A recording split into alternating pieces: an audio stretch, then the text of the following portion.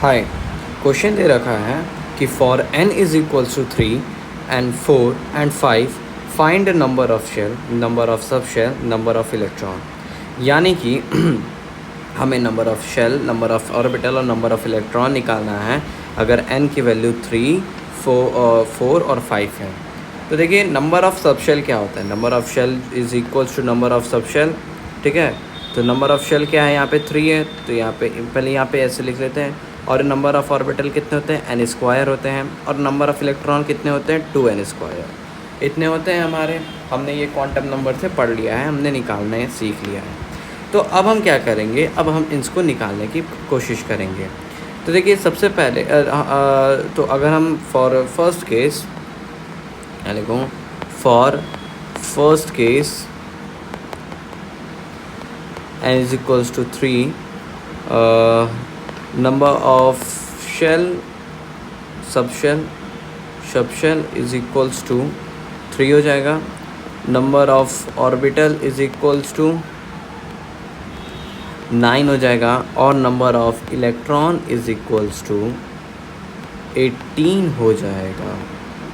ठीक है, ये हो जाएगा। अब ये कैसे होगा ये हमें देखना है, ये कैसे होगा। तो देखिए मैं बता रहा हूँ कि ये कैसे हुआ। सबसे पहले n की वैल्यू जो है हमारी वो 3 है। ठीक, अब ये जो है हमारे इसमें कितने होंगे सब शेल, 3 होंगे। कौन कौन से होंगे, देखो n की वैल्यू 3 यानी KLM, ये m शेल की बात की जा रही है। तो m शेल में कितने होते हैं, S भी होता है, P भी होता है, D भी होता है, ये SPD होता है। तो ये हो जाएगा हमारा, ये हो जाएगा S, हो जाएगा P, हो जाएगा D। सॉरी, हमारे S में कितने ऑर्बिटल होते हैं, 1 होता है। हमारे P में कितने ऑर्बिटल होते हैं, 3 होते हैं। हमारे D में 5 ऑर्बिटल होते हैं। तो यहाँ से हमें पता चला, ये देखो, ये 1, ये 2, ये 3, ये 4, ये 5, ये 6, ये 7 और ये 8। अभी एक और, अच्छा सॉरी, यहाँ पे मैंने 4 ही बनाए थे, ये 9 हो गए। तो यहाँ से हमारे पास आ गए 9 ऑर्बिटल। अब आता है नंबर ऑफ इलेक्ट्रॉन। एक ऑर्बिटल में हमारा होता है 2 इलेक्ट्रॉन। हमने पढ़ा है कि ये जो एक ऑर्बिटल होता है इसके अंदर एक एंटी क्लॉकवाइज, एक क्लॉकवाइज इलेक्ट्रॉन होता है। तो यानी एक ऑर्बिटल के अंदर 2 इलेक्ट्रॉन।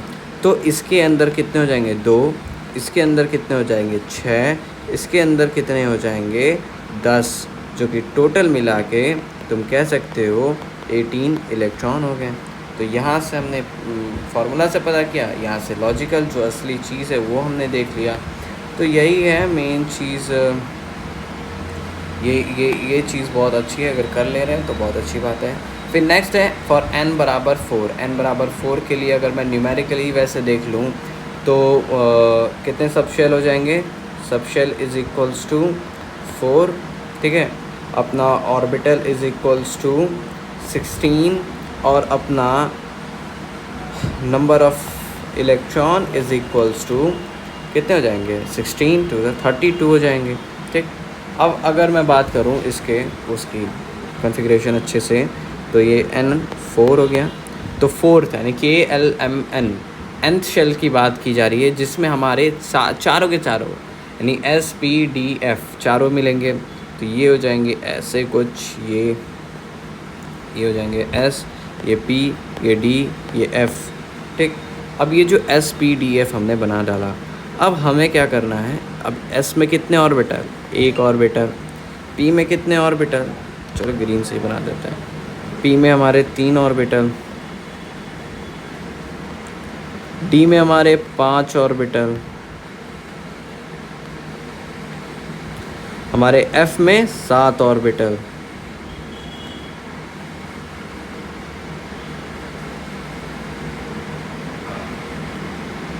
तीन 6 7।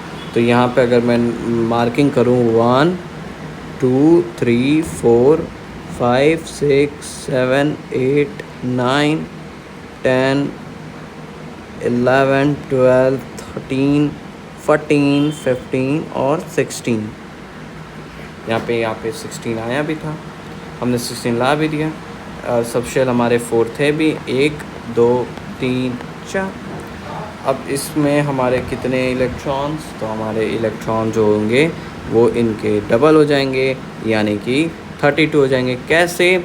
यहाँ पे 2 प्लस यहाँ पे 6 प्लस यहाँ पे 10 प्लस यहाँ पे 14, 14 6 20, 10 30, 2 32। तो यहाँ पे तुम्हारा इलेक्ट्रॉन नंबर अभी आ गया। फिर नेक्स्ट आता है अपना किसका, अपना कौन सा केस था, for n is equals to 5, n बराबर 5 के लिए हमने निकालना है। तो पहले मैं यहाँ पे घेरे बना दूँ ताकि ये सेपरेट हो जाए। So for n is equals to 5 कितने हो जाएंगे अपने number of cell, sub shell जो होंगे वो हो जाएंगे अपने 5। अपने ऑर्बिटल जो होंगे वो हो जाएंगे अपने 25। अपने जो ये हो जाएंगे इलेक्ट्रॉन वो हो जाएंगे 50। ठीक है, ये हो जाएगा मामला। ठीक, ये मामला हो जाएगा। सॉरी यार, मैंने गलत कर दिया, चलो ऐसे ही रहने दो।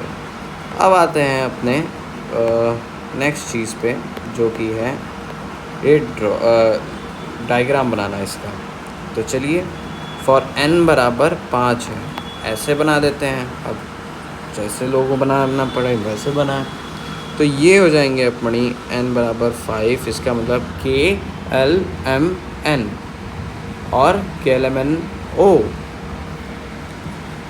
KLMNO O की बात हो रही है, यानी ये हो जाएगा, ये जगह K, ये जगह L, ये जगह M, ये जगह N, ये जगह O। ठीक है, KLMNO हो जाएगा। अब यहाँ पे K में हमारे पास कितने ऑर्बिटल्स होते हैं, तो हमारे K में होते हैं एक ऑर्बिटल, जो कि सॉरी एक मैंने क्या किया यार, मेरा कॉल आ रहा था ना एक्चुअली, तो उसी पे दिमाग रह गया। यहाँ पे हो जाएंगे हमारे SPDF।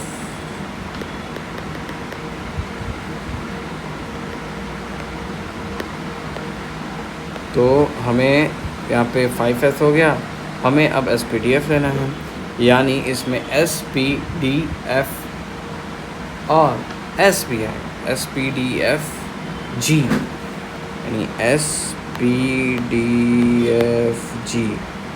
ठीक, S में हमारे कितने होते हैं, S में हमारे 1 होते हैं। P में हमारे कितने होते हैं, P में हमारे 3 होते हैं। D में 5 होते हैं। F में हमारे 7 होते हैं।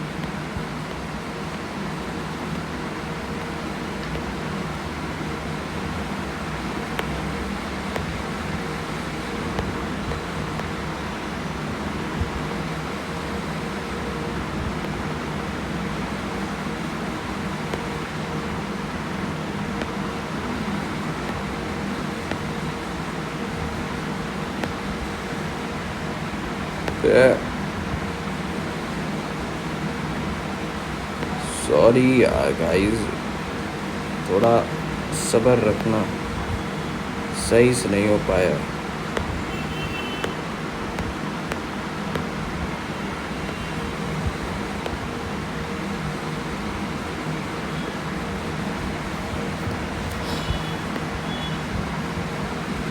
ठीक है, 3 3 6 1 7।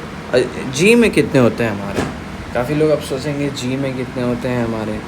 तो देखो, जी में जो होता है वो मामला होता है 0 1 2 3 4, यानी कि इसमें होगा -4 -3 -2 -1 0 1 2 3 4। ठीक, ये 1, ये 2, ये 3, ये 4, ये 5, ये 6, ये 7, ये 8, ये 9।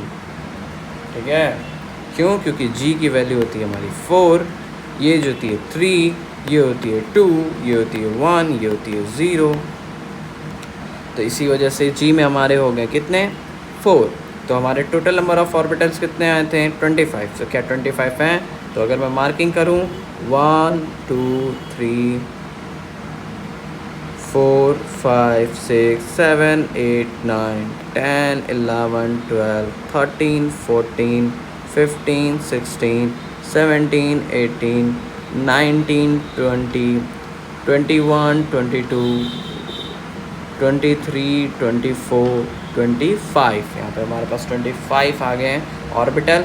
और अगर मैं बात करूँ किसकी, अगर मैं बात करूँ इलेक्ट्रॉन की, तो एक में जब होते हैं हमारे दो, एक एंटी क्लॉकवाइज और एक क्लॉकवाइज, तो बाकी सभी में कितने हो जाएंगे हमारे ये तो यहाँ पे अगर मैं बात करूँ, तो अगर मैं एक्चुअली करके दिखा देता हूँ, तो 2 + 6 + 10 +